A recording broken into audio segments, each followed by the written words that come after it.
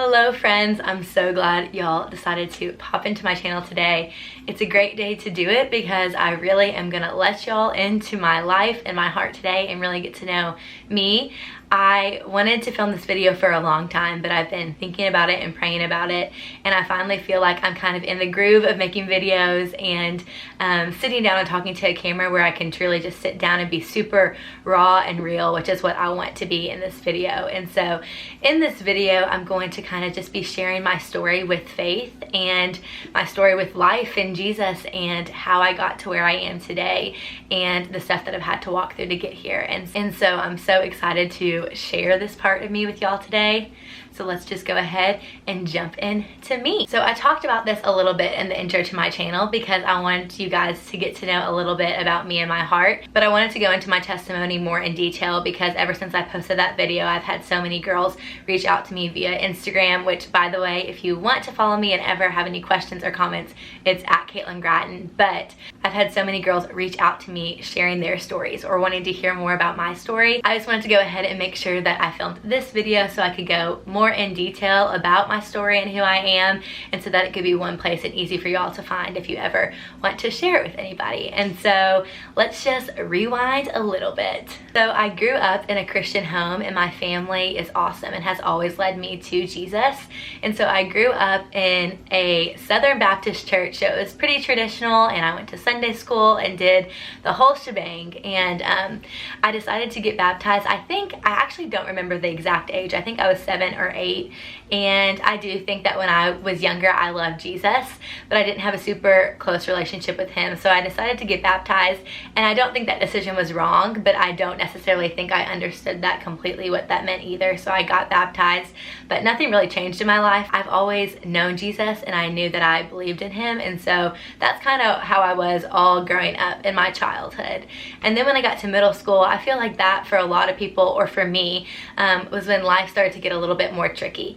And luckily I am so blessed to have grown up in a home where that was the first time I had faced super big trials and tribulations. I know that's not how it is for everybody, but that's how it was for me. And so I got to middle school and I started kind of having those thoughts creep in my brain of self-doubt and unworthiness. And I know now that that was just the enemy sitting on my shoulder and speaking those words into me, because those aren't true, but I also didn't really know the truths that Jesus said about me. So it was hard to not believe those little voices in my head, because at that point in my life, I wasn't really rooted in the truth. I think that's kind of how a lot of my trials and tribulations I faced started. So I believed those lies, that I was unworthy and I was going to amount to nothing and I wasn't beautiful and my friends were better than me. That has the enemy's name written all over it, but at the time I didn't know that, and so I believed it.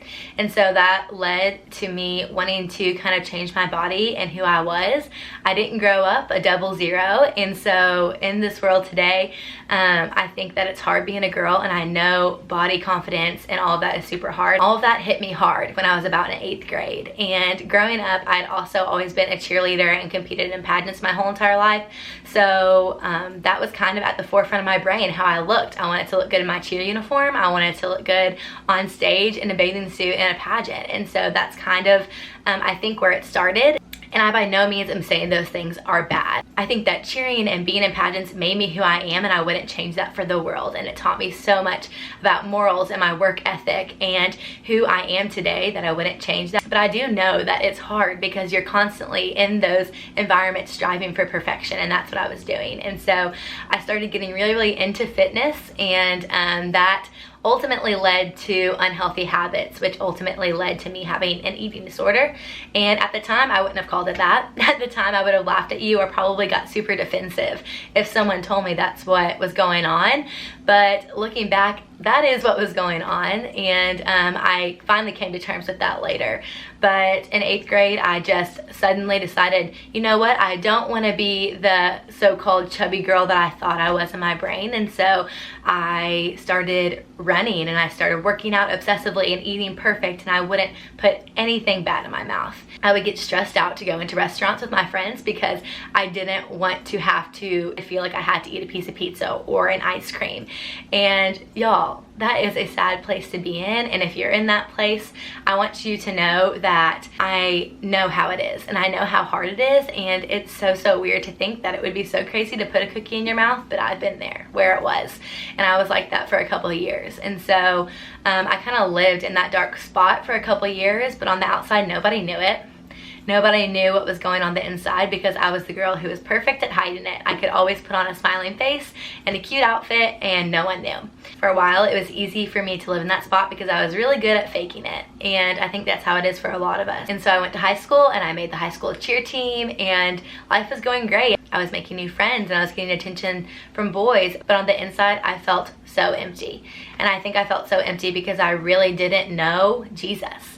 And I was trying to find fulfillment in other things. I was trying to find fulfillment in how I looked, what clothes I had, what boy I was dating, how much I was working out, what my diet looked like. And those aren't things that are ever going to fulfill us. The only fulfillment that can truly change our life and actually change our heart is Jesus. And so my freshman and sophomore year of high school, I started diving in more into who Jesus was, and I switched churches and I started going to a church that was a bigger church, and it was non-denominational. It's called Southeast Christian Church in Louisville, and I started going to my local campus of that. And I started getting more involved in that ministry. When I started getting more involved in that ministry, that's truly the first time I felt Jesus in a room. I decided I wanted to go on a summer camp with them, so I went to something they called Bible and Beach, but it was basically just a week-long camp where you played on the beach with your friends, but you also went to service and really dove into who Jesus was. And so that first year at that beach camp, I truly encountered Jesus for the first time. And I remember standing in a room of thousands of students worshiping with my hands up and just being like, I am done with this. I am done with the shame and the guilt and the emptiness that I feel on the inside. And Jesus, I want to give that to you. I didn't really know what the next steps of that would look like, but later on that week, someone stood on the stage and they talked about baptism and rebaptism and kind of what that would look like and what that meant. And I never even knew this was a thing that could happen. And by no means am I saying that if you got baptized and you're little, you need to get rebaptized. I want to make that clear. But I do think that there's a spot for it. And so for me, I think that was the next step in me just kind of proclaiming to the world that I was done with what I was dealing with and I wanted to give it all to Jesus. And so that's what I did. I got rebaptized at that summer camp, and at that point, that's really when I feel like Jesus really entered my heart and changed it.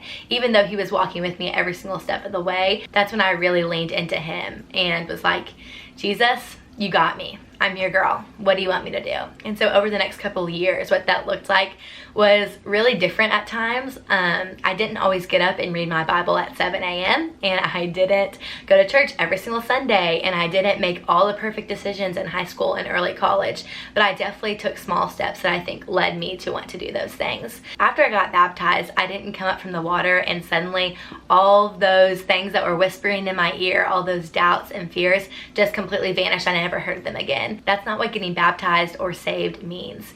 And I think a lot of us think it was, and for me, I kind of thought that. And so after I got baptized, I was like, okay, Jesus, why do I still look in the mirror and not love who I'm seeing? And in that next time period of my life, I just kind of felt an overwhelming sense of peace and an overwhelming call for Jesus just saying, Kate, you know, you have to know me to know my truth. And so over the next couple of years, that's kind of what I tried to do.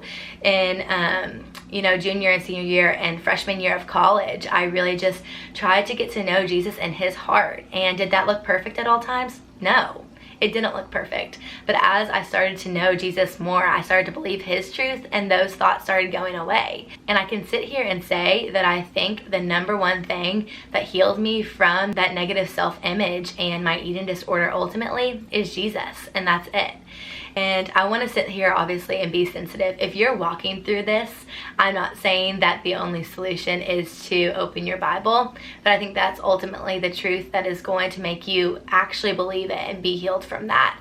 I want you to know that I do think that in some circumstances, and in most circumstances, it's essential to get help from a healthcare provider or a mental health specialist or anything of that. So don't think I'm telling you to not go to your therapy sessions or not go to your nutritionist. That's not what I'm saying. I think those are so important. I think those are so crucial, and I want y'all to know that I'm not saying to not do that. I just had to put this in here.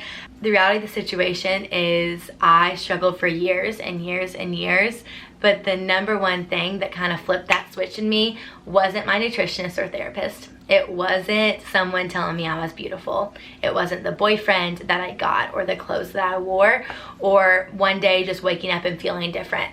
The thing that saved me was believing the truth that Jesus said about me. And it's just as simple as that.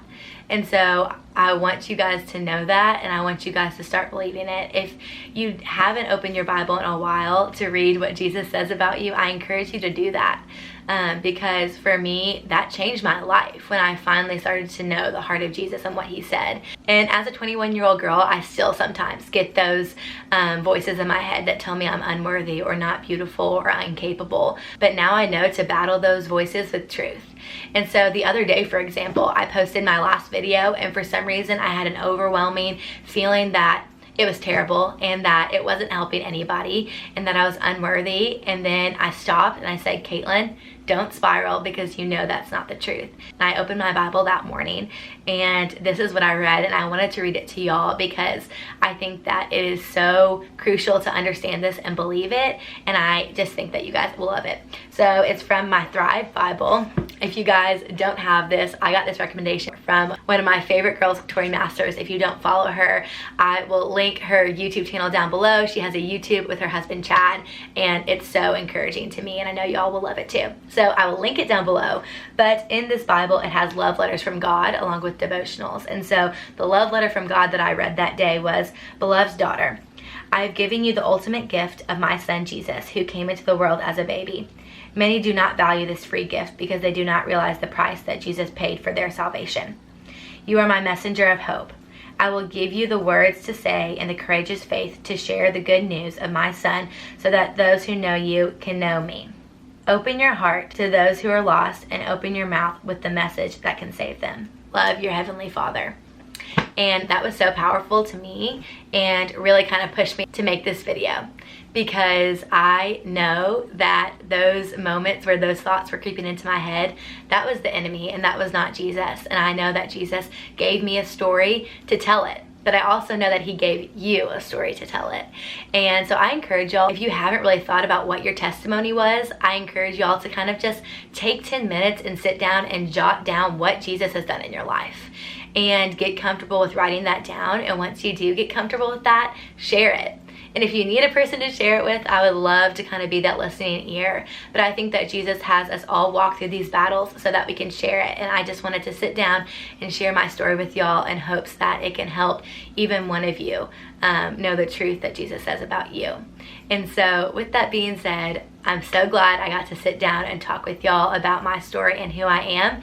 If you ever have any questions, you can follow me on Instagram at Caitlin Gratton and DM me. I would love to chat and get to know you. Also, if you like this video, make sure to give it a thumbs up, subscribe, and how about y'all leave a comment down below about how Jesus has moved in your life or what he's doing right now. I hope you guys were encouraged by this video, and just know that you are so loved and so worthy, and I'm so grateful for every single one of you.